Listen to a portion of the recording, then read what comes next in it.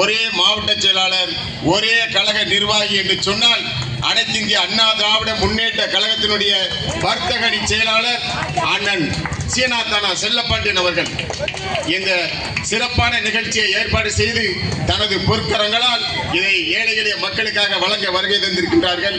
அவர்களையும் இந்த நேரத்தில் கூறிக்கொண்டு இந்த நல்ல நிகழ்ச்சிக்கு தலைமை பொறுப்பை ஏற்றிருக்கின்ற மதிப்பிற்கும் மரியாதைக்கும் உரிய அன்பு சகோதரர் வர்த்தகனுடைய மாவட்ட செயலாளர் துரைசிங் அவர்களே மற்றும் இங்கே திரளாக கூடுகின்ற அனைத்து இந்திய அண்ணா திராவிட முன்னேற்ற கழக உறுப்பினர்களே, நிர்வாகிகளே, ஒன்றிய கழக நிர்வாகிகளே, மாவட்ட கழக நிர்வாகிகளே, இங்கே கூடியிருக்கின்ற தாய்மார்களே, உங்கள் அனைவருக்கும் என் பணிவான முதற்கண் நன்றி கலந்த வணக்கத்தை தெரிவித்துக் கொள்கிறேன்.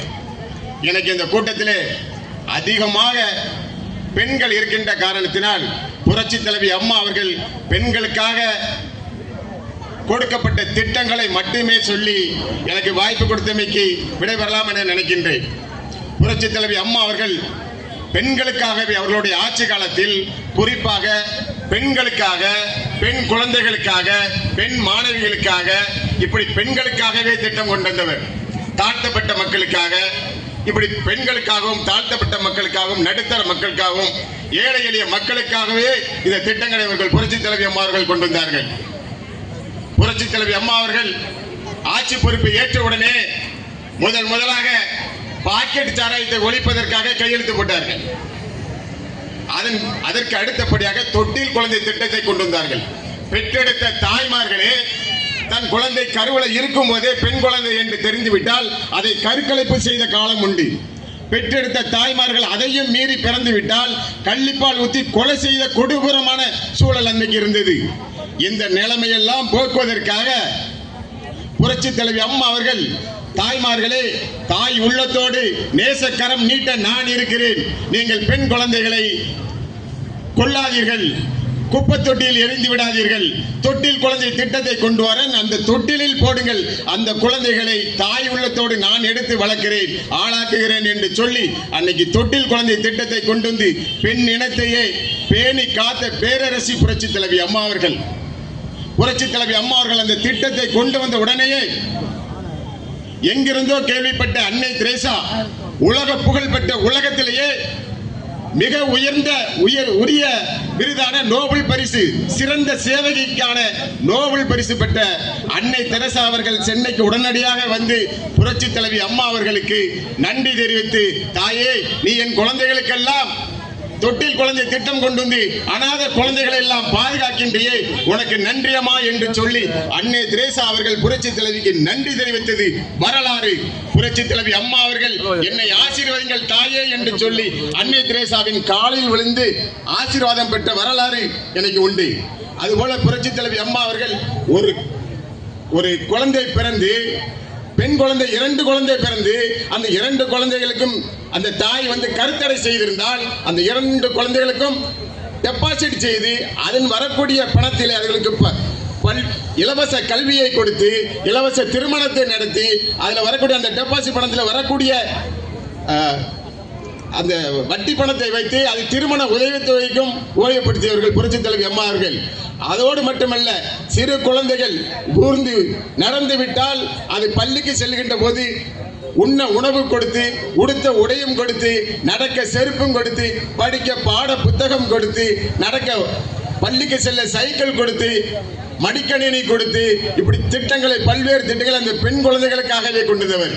பெண்கள் அரசு வேலை பார்க்கின்ற பெண்கள்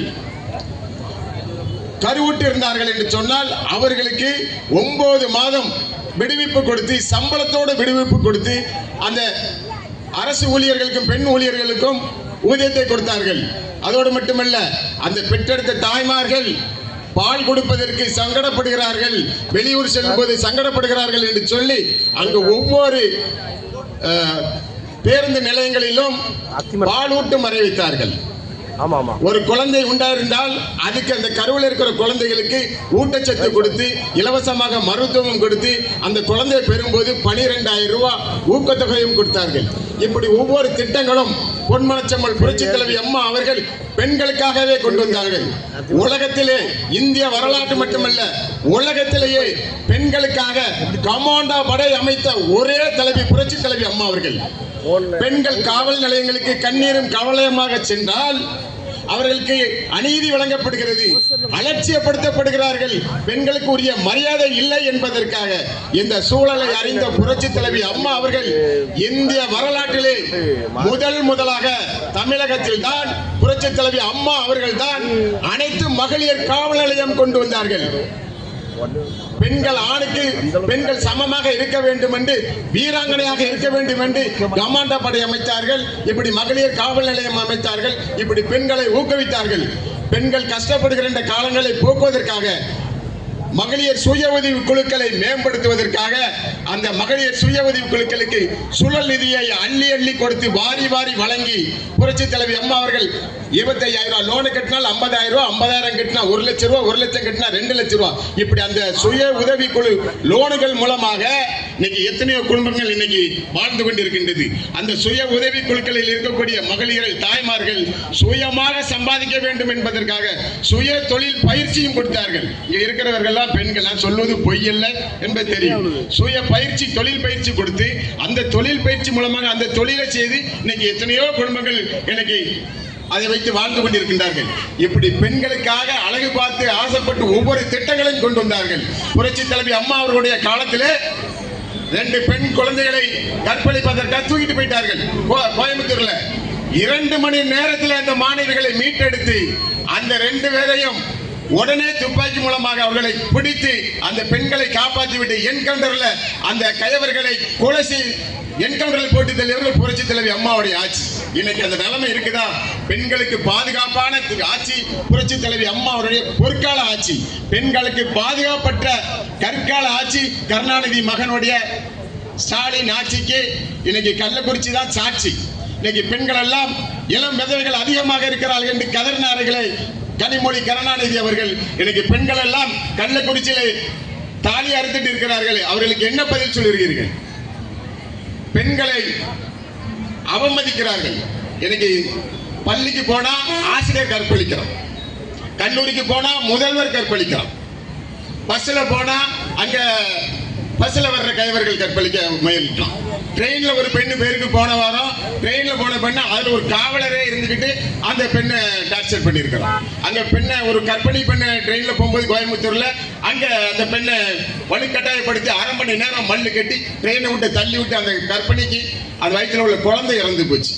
இப்படி ஒவ்வொரு ஊர்களிலும், சென்னையில கேளாம் பக்கத்துல பஸ் ஸ்டாண்ட்ல நின்னவங்க பஸ்ஸை விட்டுட்டாங்க. ஒரு ஆட்டோல போலான்னு பார்த்தா அந்த ஆட்டோக்காரன் இன்னொருத்தனை கூப்பிட விட்டு போன போட்டு கூப்பிட்டு அவன் கொண்டு போய் சதைச்சிடுறான். ஒரு பள்ளியில 3 ஆசிரியர் சேர்ந்து ஒரு பெண்ணை கற்பழிச்சிருக்கான மாணவியை. இப்படி பெண்களுக்கு பாதுகாப்பற்ற ஆட்சியை நடத்தி கொண்டு, கற்கால ஆட்சியை நடத்தி கொண்டு பெண்களை நாங்கள் பாதுகாக்கிறோம் என்று சொன்னால் எந்த வகையிலே பாதுகாக்கிறோம் சொல்வதில்லை நீங்கள் நியாயம். இன்னைக்கு கற்பழிப்பு அதிகமாக இருக்கிறது என்று சொன்னால் அதுக்கு ஒரே காரணம், எல்லோரும் வெவ்வேறு கருத்துக்களை நம்ம பேசிக் கொண்டிருக்கின்றோம். ஆனால் அதுக்கு ஒரே காரணம் ஸ்டாலின், மு.க. ஸ்டாலின் தான். டிவியில செய்தி வாசித்தார் தெரியுமா? பாத்திமா பிபி என்ற ஒருவரை, பாத்திமா பாபு என்ற ஒரு பெண்ணை, டிவியில செய்தி வாசிக்கக்கூடிய ஒரு பெண்ணை கருணாநிதி முதலமைச்சராக இருக்கும்போது, கருணாநிதி மகன் ஸ்டாலின் இப்போதைய முதலமைச்சர் இளவட்டமாக இருக்கும்போது தூக்கிட்டு போய் கட்டாயப்படுத்தி தூக்கிட்டு போய் கற்பழிச்சு கொலை செஞ்ச கற்பழித்த வரலாறு உண்டு. இது பொய் இல்ல, உண்மை, 100க்கு 100 உண்மை. நான் சொல்லுவது பொய்யாக இருந்தால் முதல்வரின் பிரிவுக்கு கீழே, அவர்கள் கீழே பணி செய்கின்ற உளவு பிரிவுகள் என் மீது வழக்கு போடலாம். இது உண்மை. இப்படி பெண்களுக்கு பாதுகாப்பற்ற ஆட்சி வேணுமா? இப்படி பெண்களுக்கு ஆட்சியில் இருந்தாலும் இல்லாவிட்டாலும் இப்படி நலத்திட்ட உதவிகளை ஏழை எளிய மக்களுக்காகவே வாரி வழங்குகின்ற இந்த புரட்சி தலைவின் பொற்கால ஆட்சி வேண்டுமா என்று நீங்கள் சிந்தித்து பார்க்க வேண்டும். இன்னைக்கு நம்ம மாவட்டத்தில் ஒரு